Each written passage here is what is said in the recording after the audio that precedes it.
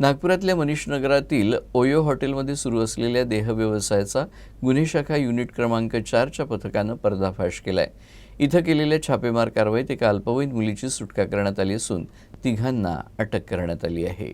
बेलतर्डी police Thane हद्दीत मनीष नगरातील OYO hotel कृष्णकुंजमध्ये अल्पवयीन मुलींकडून देहव्यवसाय करून घेतली जात असल्याची गुप्त माहिती गुन्हे शाखा युनिट क्रमांक 4च्या पथकाला मिळाली होती। या माहितीच्या आधारे पोलिसांनी आधी बोगस ग्राहक पाठवून माहितीची शहानिशा केली। त्यानंतर तिथे छापा टाकून 3 जणांना अटक केली। या कारवाईत एका 16 वर्षीय अल्पवयीन मुलीची सुटकाही करण्यात आली। आरोपींमध्ये आलोक राईकवार, धीरज खोळे आणि गजानन सोनावणे यांचा समावेश आहे।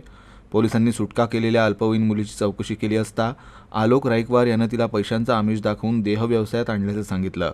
अटक करण्यात आलेल्या तिघांविरुद्ध बेलतर्डी पोलीस ठाण्यात विविध कलमान्वये गुन्हा दाखल करण्यात आला असून पुढील कारवाईसाठी त्यांना बेलतर्डी पोलिसांच्या ताब्यात देण्यात आला आहे।